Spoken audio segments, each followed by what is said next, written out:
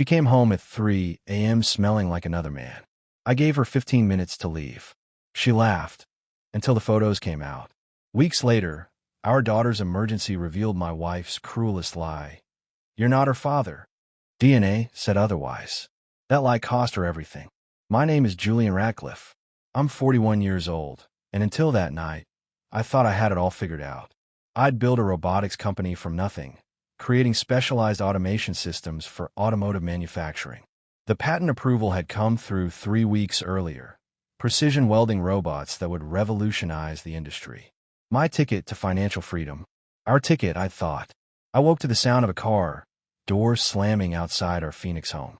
Not unusual in our neighborhood, but something made my gut tighten. I reached across the bed. Empty. The sheets were cold. Amelia wasn't there. I sat up, pulse hammering, and checked my phone. No messages. No missed calls. Just the time glowing back at me. 3:17 a.m. Then I heard it, the front door unlocking. I moved fast, slipping out of bed and into the dark hallway. The door creaked open, and Amelia stepped inside. She was carrying her heels in one hand, phone clutched in the other. Her hair was disheveled, falling loose from what had probably been a neat updo hours ago. But that wasn't what made my blood run cold. It was the smell. Cologne. Heavy, expensive, unmistakably masculine. Not mine. Where were you? My voice cut through the darkness. Amelia jerked, her head snapping toward me. For half a second, pure panic flashed across her face before she smoothed it over with a practiced smile. Julian. God, you scared me, she said, pressing a hand to her chest like I was the problem.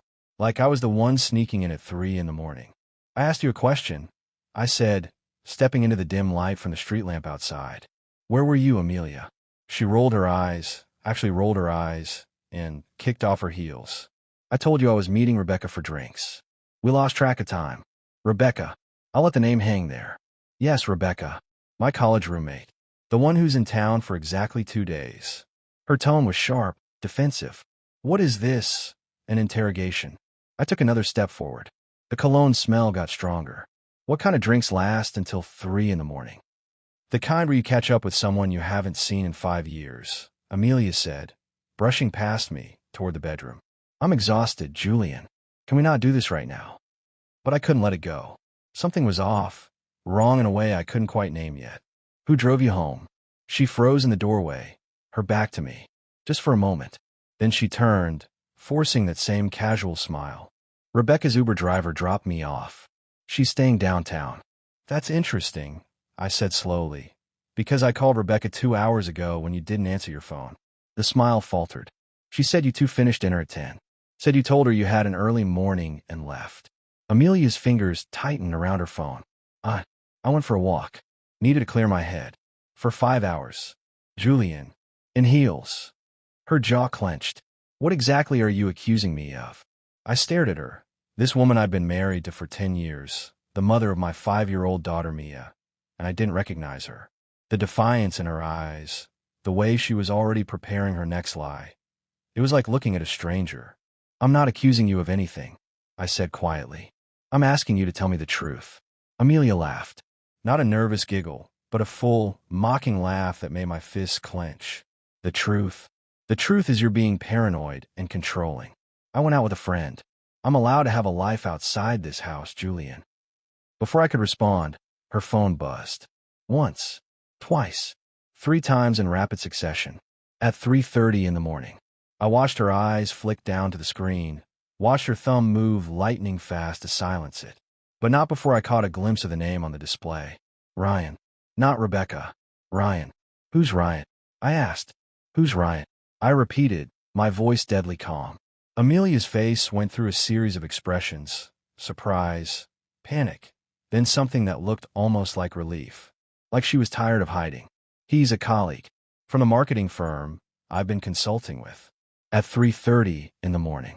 We were working on a campaign proposal, she said, but her voice lacked conviction. It's a big account, Julian. You know how these things go. I didn't know how these things went.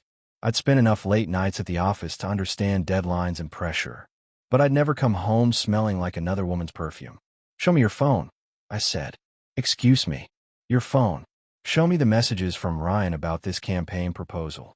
Amelia's grip tightened on the device. Absolutely not. That's word confidential. And frankly, I don't appreciate you treating me like I'm on trial here.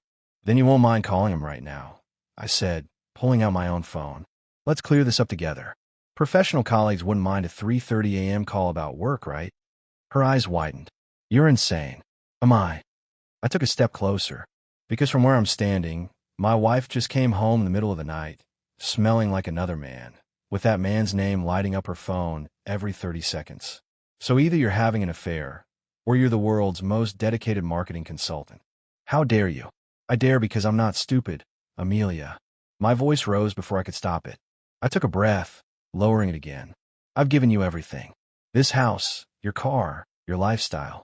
I've worked myself half to death to build something for our family while you spend your nights with Ryan. She flinched, and I saw it. The truth bleeding through her carefully constructed facade. It's not what you think, she whispered. Then tell me what it is. I can't. Can't or won't. Amelia's phone buzzed again. This time she didn't even look at it. Julian, please. Let's talk about this tomorrow when we're both calm. No. I grabbed my laptop from the kitchen counter and opened it. We're talking about it now. What are you doing? I pulled up the folder I'd been hoping I'd never have to open. The one my lawyer had suggested I create 3 months ago when Amelia started acting distant. Inside were screenshots, timestamps, credit card statements, charges at restaurants I'd never been to, hotels in Phoenix I'd never stayed at, late-night charges at a wine bar called Elevation on nights she'd supposedly been home with Mia. I hired a private investigator 4 weeks ago, I said quietly, turning the screen toward her. The blood drained from Amelia's face. You want to know what he found? I clicked to the next file. Photos. Amelia and a man I didn't recognize, sitting close at a candlelit table. Amelia and the same man, walking hand in hand through a park. Amelia and the man kissing outside a hotel. Julian. Ryan Simmons. I read from the investigator's report. 39 years old. Investment consultant. Married. That last word hung in the air like a grenade. He's married. I repeated, looking up at her. You're sleeping with a married man. Amelia's composure shattered. It's not like that. His marriage is over. They're separated. I don't care what story he told you. I slammed the laptop shut. How long? She didn't answer. How long, Amelia? 8 months, she whispered. 8 months.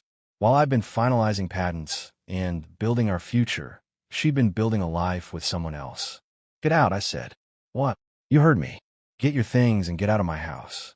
Amelia's expression shifted from guilt to disbelief. You can't be serious. I've never been more serious in my life. This is my home too, Julian. You can't just throw me out in the middle of the night. Watch me. Amelia laughed. Not a nervous giggle, but a full, contemptuous laugh that made my blood boil. You're going to kick me out? Really, Julian? This is half my house. Actually, it's not. I walked to my filing cabinet and pulled out a folder I'd been reviewing just last week. Your parents made the down payment, sure. But the deed? Check whose name is on it. I tossed the property deed onto the kitchen counter. Her eyes scanned it, and I watched the realization hit her. The house is in my name, I said calmly. Solely in my name. Your parents insisted on it for tax purposes, remember? Something about liability protection for their assets. Amelia's face went pale. That's not possible. My father wouldn't. Your father's a smart businessman. He protected himself. I crossed my arms. So yes, I absolutely can throw you out. This is my house, Amelia. Not ours. Mine. She grabbed the deed, staring at it like it might change if she looked hard enough. You bastard. I'm the bastard. I'm not the one who's been sleeping around for 8 months. You think you're so smart, she hissed, slamming the paper down. You think you've got it all figured out. But you need me, Julian. My family's connections are the reason your little robot company has any customers at all. There it was. The real power play. Interesting you bring that up, I said, because I've been documenting every contract, every introduction, every deal that came through your family. And you know what I found? She didn't answer. Your father helped open doors, but I'm the one who delivered. Every single contract renewal, every expansion, that was me and my team. The robots work because I designed them, not because of your last name. Daddy will destroy you, Amelia said, her voice dropping to something dangerous. One call from him, and every facility in Arizona will drop your contracts. Maybe, I acknowledged. But then I'll sue him for tortious interference. And I'll win. Because I have documentation showing that every contract was earned on merit, not family favors. I'd been preparing for this possibility longer than I'd been tracking her affair. My lawyer had been thorough. Amelia's hands were shaking now. You can't do this. What about Mia? You're going to tear apart her family over some stupid mistake. Some stupid mistake. My voice rose despite my best efforts. You've been lying to me for 8 months. You've been bringing another man around our daughter. I never brought him around Mia. Liar. I pulled up another photo on my laptop. Ryan Simmons pushing Mia on a swing at Encanto Park. The timestamp read, 3 weeks ago. Uncle Ryan, right? That's what you told her, call him. Amelia's face crumbled. How did you? The investigator is very thorough. I showed her another photo. Ryan and Mia sharing ice cream. Ryan helping Mia with her backpack outside her preschool. You've been playing house with him while I was at work. She likes him, Amelia whispered. He's good with her. Something inside me shifted. Not broke, shifted. Into something colder, harder, more resolved. Pack your bags, I said quietly. You have 15 minutes. Julian. 15 minutes, Amelia. Or I call the police and have you removed for trespassing. She stared at me, and I could see her running through her options. The tears started then, big dramatic sobs that might have worked on me 6 months ago. Please, she begged. Please, let's just talk about this. I made a mistake, but we can fix this. Think about Mia. Think about our family. I'm thinking about Mia, I said, which is why I'm not going to let her grow up watching her mother disrespect her father every single day. 14 minutes. Amelia's sobs turned to rage. You're going to regret this. You think you're the victim here? You ignored me for years, Julian. Years. I was lonely. 13 minutes. She screamed in frustration, grabbed a vase from the counter, and, for a second, I thought she might throw it. Instead, she slammed it down so hard it shattered, pieces flying across the kitchen floor. Fine, she shrieked. Fine. But you're making the biggest mistake of your life. She stormed toward the bedroom, and I heard drawers slamming, hangers screeching across the rod. I stood there in the kitchen, surrounded by broken glass, and felt nothing but relief. I stood in the kitchen doorway, watching Amelia tear through our bedroom like a tornado. Clothes flew into an open suitcase. Jewelry boxes emptied. She was muttering under her breath, angry words I couldn't quite make out. My phone was in my hand, timer counting down. 12 minutes left. You're really doing this, she said, emerging with an armful of dresses. You're really throwing away 10 years of marriage. I'm not the one who threw it away. I leaned against the doorframe. You did that when you started sleeping with Ryan. She threw the dresses into the suitcase with enough force to knock it off the bed. God, you're so self-righteous. Like you're some perfect husband. Never claimed to be perfect, but I was faithful. Faithful and absent. She yanked open her nightstand drawer. Do you know how many nights I sat here alone while you were at your precious factory? How many dinners I ate by myself? You could have talked to me. I tried. You were always too tired, too stressed, too busy. She grabbed her makeup bag, shoving bottles and compacts inside. Ryan listens. He cares about what I think, what I want. Ryan's married. Amelia. That stopped her. Just for a second. His wife doesn't appreciate him, she said quietly. And how do you think she'll feel when I tell her about you? Amelia's eyes went wide. You wouldn't? Why not? I checked the timer. 10 minutes. She deserves to know, doesn't she? Just like I deserve to know. Julian, please. Don't do that. His wife. She's wealthy. She's vindictive. If she finds out, she'll take everything from him. Not my problem. Please. Amelia's voice broke. He'll lose his business, his house, everything. Don't punish him for my mistakes. I stared at her, this woman who'd shared my bed for a decade, and felt absolutely nothing. You really love him, don't you? She didn't answer, but she didn't have to. I could see it in her face. Then you better hope he loves you enough to take you in tonight, I said. 9 minutes. Amelia's hand shook as she zipped the suitcase. What about Mia? What about her? You can't keep her from me. I'm her mother, and I'm her father. We'll work out custody through lawyers. Julian. A sound from the hallway made us both freeze. Small footsteps, hesitant and slow. Mommy. Mia stood in the doorway, clutching her stuffed rabbit, her dark hair messy from sleep. Her eyes were wide, confused, taking in the scene. The suitcase, the scattered clothes, her mother's tear-stained face. "Sweetie," Amelia started, her voice suddenly gentle. "Go back to bed, baby. Mommy and Daddy are just—" "Why are you packing?" Mia's lower lip trembled. "Are you going somewhere?"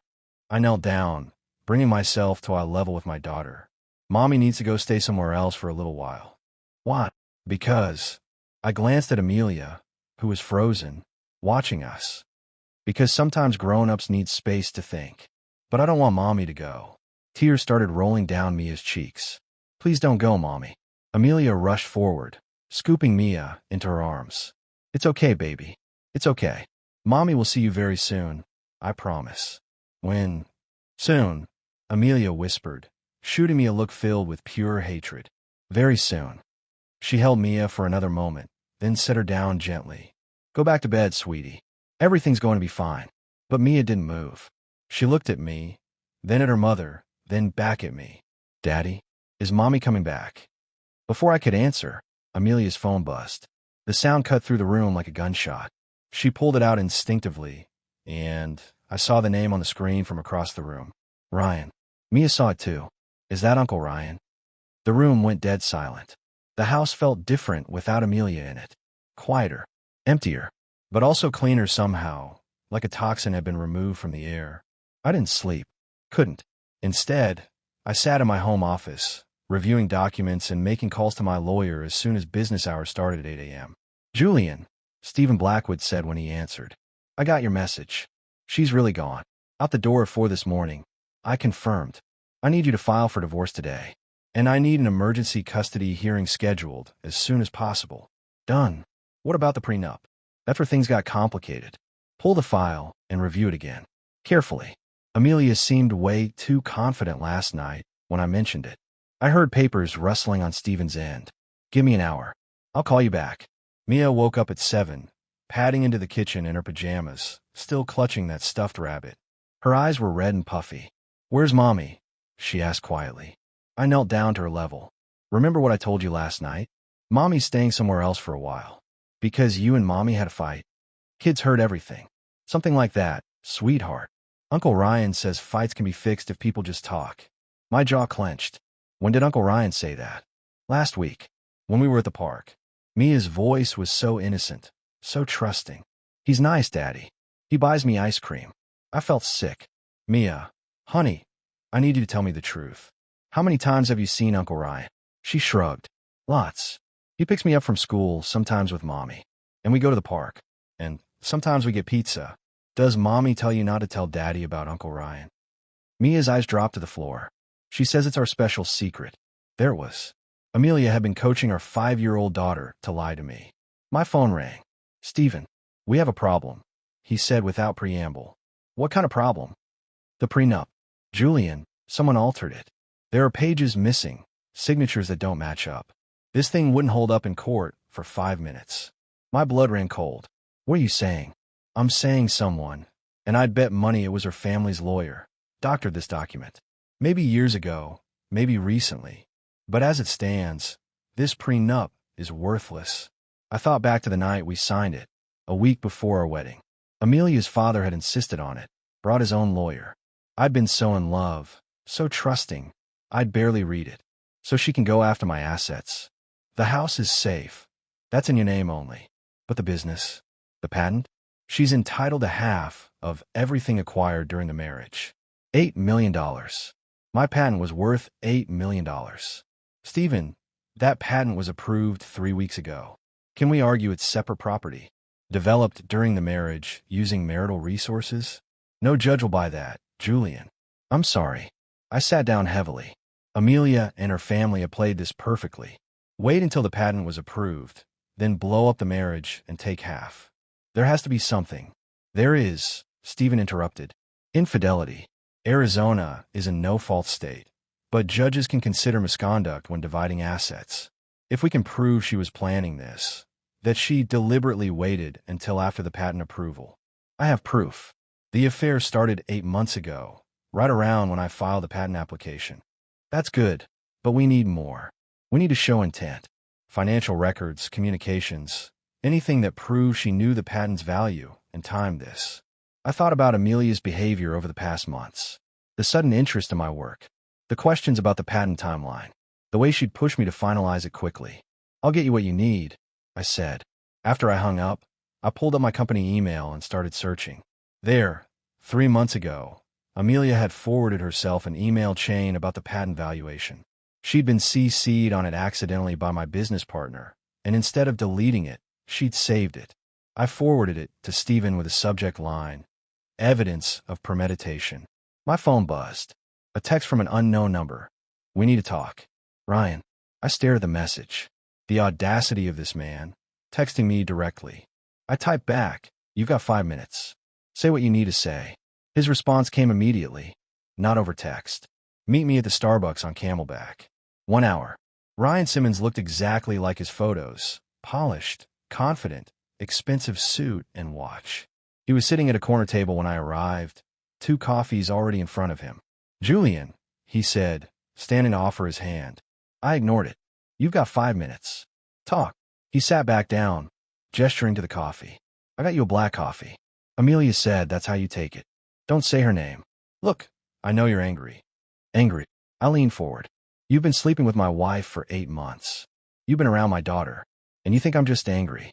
Ryan had the decency to look uncomfortable. "It wasn't supposed to happen like this." "How was it supposed to happen? You were going to what? Convince your wife and me to just accept it?" "My marriage was already over," he said quietly. "Adelaide and I have been separated for 6 months. Separated or sneaking around?" His jaw tightened. "Separated. We have a legal agreement." "Congratulations." "My marriage wasn't over. My marriage was fine until you decided to destroy it." "Your marriage wasn't fine," Ryan shot back. "Amelia was lonely, neglected. So you thought you'd help yourself to another man's wife?" "I fell in love with her." The words hung in the air between us. I studied his face, looking for signs of deception, but all I saw was genuine emotion. "You love her," I repeated. "Yes. Enough to marry her." Ryan hesitated, just for a second, but I caught it. "That's what I thought," I said. "This isn't about love. This is about excitement, sneaking around, playing house with someone else's family. That's not fair." "Fair?" I stood up. "You want to talk about fair? How about the fact that you've been teaching my daughter to keep secrets from me? How about the fact that Amelia's been using you to emotionally manipulate a 5-year-old? Ryan's face went pale. "I never asked her to do that. But you went along with it." I leaned down, getting close enough that he had to look me in the eye. "Here's what's going to happen. You're going to stay away from my daughter. Completely. If I find out you've been within 100 yards of Mia, I'm calling your wife. Sorry, your separated wife. And I'm sending her every photo, every text, every piece of evidence I have. Adelaide already knows." "Does she know Amelia's pregnant?" The color drained from his face completely. I smiled. "Yeah. Amelia took a pregnancy test 2 days ago." "Didn't tell you?" "That's interesting." I was bluffing, but his reaction told me I'd hit a nerve. "She's not. She can't be." "Can't she?" 8 months of unprotected sex. Ryan, you think you got lucky the whole time." He stood up so fast his chair scraped loudly across the floor. "You're lying." "Am I?" "Ask for yourself." I turned to leave, then stopped. "Oh, and Ryan, your wife Adelaide. She's worth about $40 million, isn't she? Family money, trust funds, all that. How do you?" "I did my research. And I'm guessing she's got a really good lawyer. The kind who'd make sure you don't see a dime if she can prove infidelity." I pulled out my phone, showing him a photo of him and Amelia kissing. "This would probably do it, don't you think?" Ryan's hands were shaking. "What do you want?" "I want you to disappear. Break it off with Amelia. Today. And if you don't, I send everything to Adelaide's lawyer by close of business." "You can't." "I absolutely can. And I will." I stepped closer. "See, the difference between you and me? I've got nothing left to lose. My marriage is over, my wife's a cheater, and her family's probably going to try to destroy my business. But you've got 40 million reasons to walk away." 2 weeks after throwing Amelia out, I got the call I'd been dreading and anticipating in equal measure.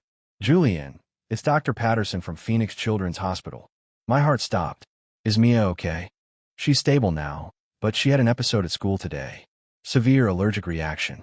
We need to run some tests, and we'll need both parents here to sign consent forms. I was in my car before he finished the sentence. I'm on my way. What about her mother? Already here. Of course she was. Amelia had been fighting me for 2 weeks through lawyers, demanding more custody time, more money, more everything. But she'd shown up for this.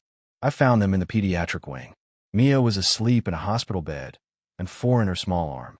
Amelia sat beside her, holding her hand, mascara streaked down her face. What happened? I asked from the doorway. Amelia looked up, and for a moment, she looked like the woman I'd married, genuinely scared, genuinely vulnerable. Peanut butter cookies at school. The teacher didn't know about her allergy. She's never had a peanut allergy. The doctor says it can develop suddenly. Amelia's voice broke. Julian, she stopped breathing. They had to use an EpiPen. I moved to Mia's other side, taking her free hand. So small, so fragile. What do they need from us? Blood work. They want to test for other allergies, run a full panel. They need both our consents, and they need family medical history. Dr. Patterson entered then, a kind-faced man in his 50s. Mr. and Mrs. Radcliffe. Mia's responding well to treatment, but we do need to run comprehensive tests. There's a consent form here, and I need to ask some questions about family medical history. He went through the standard questions. Then, any history of autoimmune disorders on either side? My mother has lupus, Amelia said quietly. And your side, Mr. Radcliffe? No autoimmune issues. My father had type 2 diabetes, but that's it. Dr. Patterson made notes. We'll run the test now. Results should be back in a few days. After he left, Amelia and I sat in uncomfortable silence, our daughter sleeping between us. I miss her, Amelia finally said. I miss tucking her in at night. You should have thought about that before you cheated. Can we not do this here? Our daughter almost died today. She was right. I took a breath. How are the supervised visits going? They're humiliating. Having some court-appointed stranger watch me interact with my own child. You brought this on yourself. I made a mistake, Julian. One mistake. Does that really mean I deserve to lose my daughter? One mistake. I pulled out my phone, showing her the investigator's timeline. 8 months, Amelia. Dozens of hotel visits. You introduced him to Mia. You taught her to lie to me. Amelia's face hardened. At least Ryan wanted to spend time with her. When was the last time you made it to one of her dance recitals? I was building a future for her. You were building an empire for yourself. Amelia stood up, her voice rising. Everything was always about the patent, the business, the money. Never about us. A nurse appeared in the doorway. Please keep your voices down. This is a pediatric floor. We both apologized. Amelia sat back down, wiping her eyes. I saw my mother yesterday, I said quietly. She told me something interesting. Amelia went very still. She said she saw you with Ryan 6 months ago, at a restaurant in Scottsdale. She recognized him from the photos I showed her. I turned to look at Amelia directly. She called you the next day. Warned you that she'd seen you. Told you to end it before I found out. Amelia's face had gone pale. You told her it wasn't what it looked like. That Ryan was just a friend. And my mother, my own mother, decided not to tell me. Because she didn't want to interfere in our marriage. Julian, I haven't spoken to her since I found out. My own mother knew my wife was cheating and said nothing. I stood up. So, when you talk about betrayal, Amelia, remember that you didn't just betray me. You turned my mother into a liar too. Before she could respond, Dr. Patterson returned with a tablet. Mr. and Mrs. Radcliffe, I need to discuss something with you. It's about Mia's blood work. Already. I thought it would take days. This is preliminary typing for the transfusion protocol. We always verify blood type in allergy cases. He looked between us. There's something unusual here. My stomach dropped. Mia's blood type is AB negative. Quite rare. But according to medical records, Mr. Radcliffe, you're O positive, and Mrs. Radcliffe, you're positive. The room started spinning. That's highly unusual, the doctor continued carefully. 2 parents with O and a blood types would very rarely produce an AB child. It suggests we need further testing. Amelia stood up, so fast her chair fell over backward. There must be a mistake. Run it again. We've run it twice to be sure. Dr. Patterson's voice was gentle but firm. Mr. Radcliffe, based on these preliminary results, there appears to be a discrepancy that requires additional testing to clarify. The words hit me like a freight train. I looked at Amelia, whose face had gone from pale to ashen. Tell him. I said, my voice barely above a whisper. Tell him he's wrong. Amelia's mouth opened and closed. No words came out. Mrs. Ratcliffe, Dr. Patterson prompted. Is there something we should know? And then she said it. The words that would haunt me forever. He's not her father. Okay. Is that what you want to hear? Julian isn't Mia's biological father. Ryan is. Are you happy now? I couldn't breathe. Couldn't think. The room was spinning, and Amelia's words kept echoing in my head. He's not her father. Ryan is. Mr. Ratcliffe. Dr. Patterson's voice sounded distant underwater. Do you need to sit down? I looked at Mia, sleeping peacefully in that hospital bed. The little girl I'd raised for 5 years. The daughter I'd rocked to sleep, taught to ride a bike, read bedtime stories to every single night. Not mine. How long have you known? My voice didn't sound like my own. Amelia was crying, but I felt nothing. No sympathy, no anger. Just emptiness. Julian, please. How long? Since before she was born, Amelia whispered. The room went silent except for the beeping of Mia's monitors. You knew, I said slowly. For 5 years. You let me believe I was her father. You were her father. You raised her. You love her. You put my name on her birth certificate. You let me pay for everything. You watched me work myself to death to provide for a child that wasn't even mine. My voice was rising. I couldn't stop it. Dr. Patterson stepped forward. Perhaps we should continue this conversation outside. No. Amelia grabbed my arm. Julian, listen to me. I didn't know for sure until after she was born. Ryan, it was a one-time thing years ago, before we got married. I thought it was over. Before we got married, the timeline clicked into place. Our wedding. You were pregnant at our wedding. She nodded, tears streaming down her face. And you didn't think I had a right to know? I couldn't lose you. I loved you, Julian. I still love you. I yanked my arm free. You don't know what love is. I turned to Dr. Patterson. What does Mia need medically? Mr. Ratcliffe, given what's just been revealed, what does she need? I repeated, my voice hard. The allergy panel, monitoring for 24 hours, follow-up in 2 weeks. Do it. All of it. Send the bills to me. I looked at Amelia one last time. And get a paternity test scheduled. Official, court-ordered. I want it in writing. Julian, please don't do this. Think about Mia. She needs you. She needs her real father. Call Ryan. Tell him his daughter's in the hospital. I walked out of that room and didn't look back. In the parking garage, I sat in my car and finally let myself feel it. The betrayal, the rage, the grief. 5 years of my life, built on a lie. My phone rang. Stephen, my lawyer. Julian, I just got the most insane call from opposing counsel. Amelia's claiming that Mia isn't your biological child. It's true. Hospital ran blood work. It's scientifically impossible for me to be her father. Silence. Then, Jesus. Julian, I'm so sorry. What does this mean legally? It means you have grounds to challenge paternity, void the birth certificate, potentially eliminate child support obligations. He paused. But you raised her for 5 years. Some judges might still order support based on established parental relationship. I don't care about the money. Then what do you care about? I closed my eyes, seeing Mia's face. I need to know if I have any rights to see her. If I can still be in her life. That's complicated. You're not the biological father, but you've acted as her father for 5 years. There's precedent for maintaining visitation rights, but Amelia would have to agree, or you'd have to fight for it in court. She won't agree. Then we fight. After I hung up, I sat there for another hour.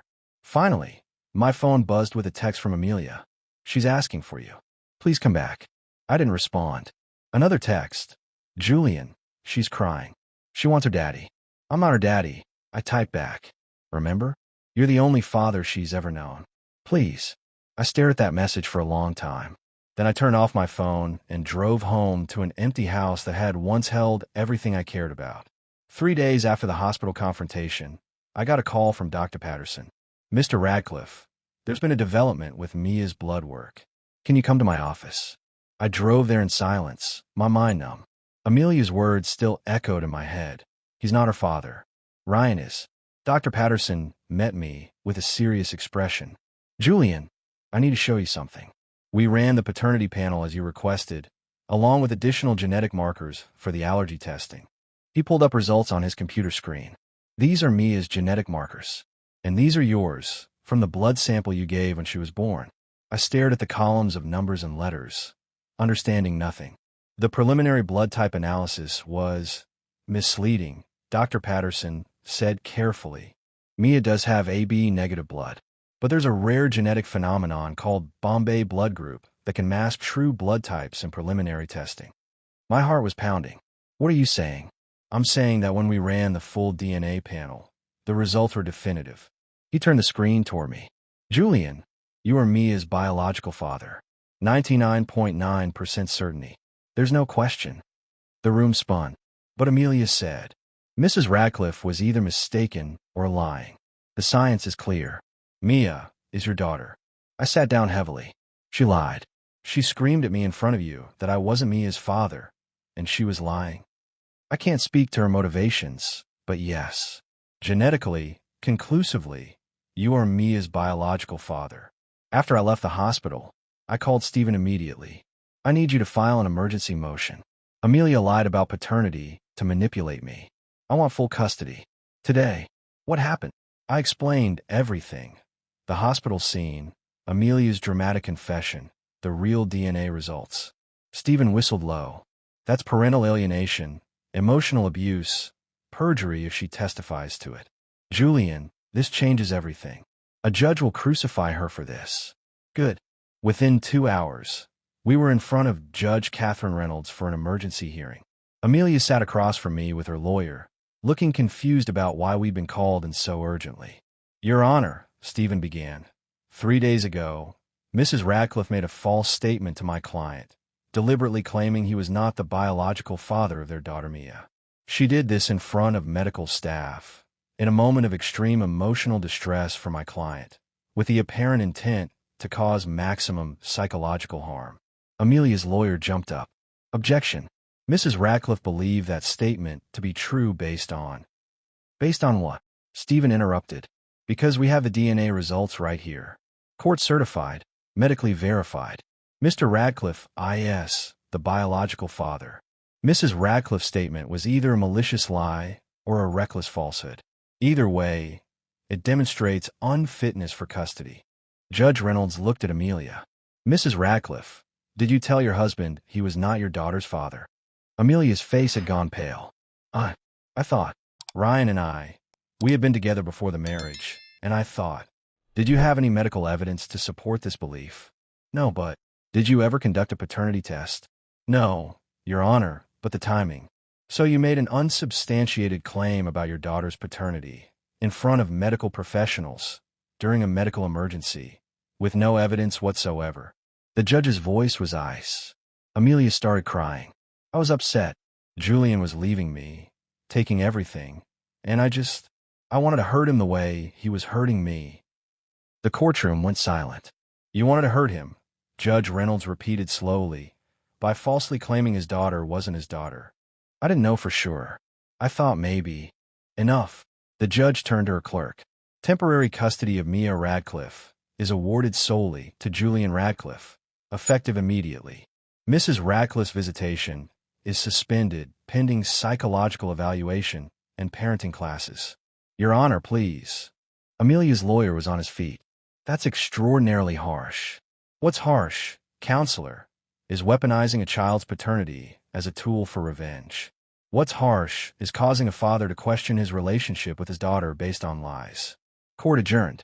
The gavel came down. Amelia was sobbing. Julian, please. I'm sorry. I didn't mean it. I looked at her, this woman who'd tried to destroy me in the cruelest way possible, and felt nothing but pity.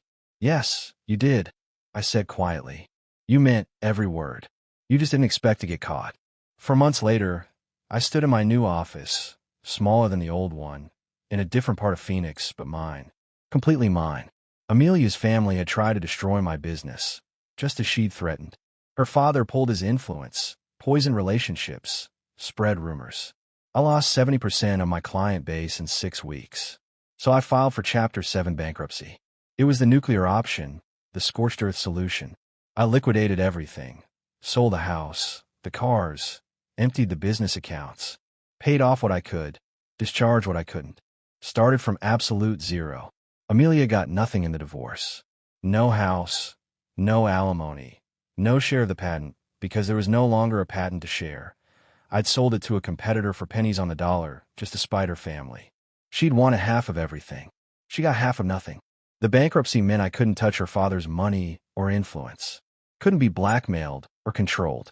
I was free. Mia adjusted better than I'd expected. She was in therapy now, processing the divorce and her mother's behavior. Dr. Klein said she was resilient. Daddy. Mia appeared in my office doorway, holding her stuffed rabbit. Is it time for dinner? Almost, sweetheart. Just finishing up some work. She climbed into my lap, something she did more often now. I like our new apartment. Yeah, even though it's smaller. It's cozy, and you're home more.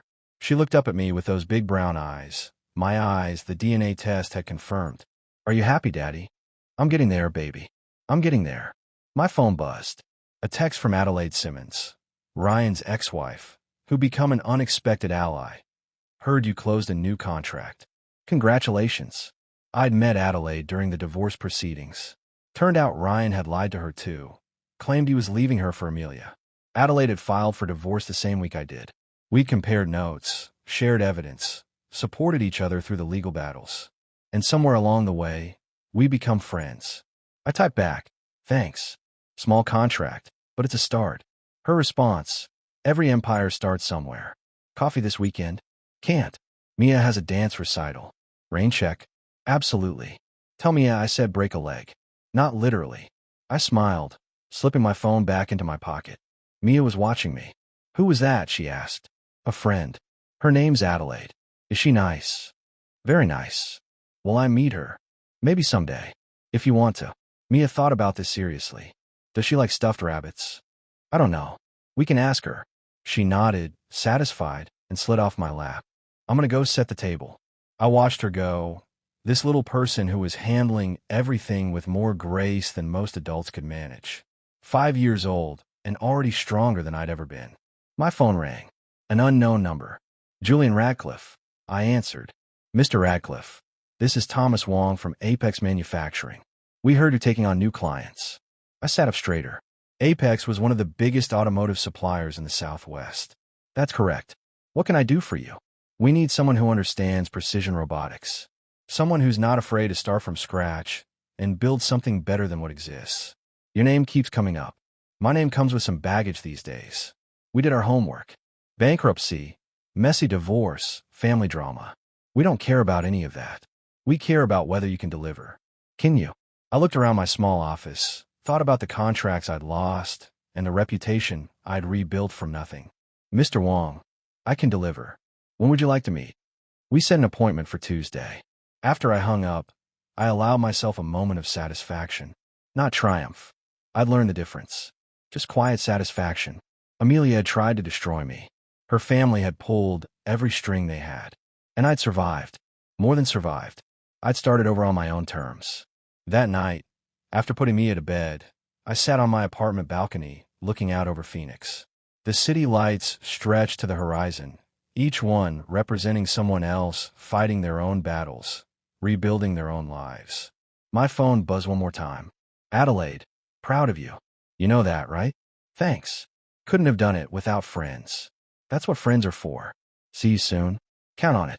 I set the phone down and closed my eyes. Somewhere out there, Amelia was living with the consequences of her choices. Ryan had lost everything to his ex-wife. Her parents had won the battle, but lost their daughter's respect. And me? I'd lost a marriage, a house, a business empire. But I kept my daughter. I kept my integrity. I kept my soul. In the end, that was all that mattered.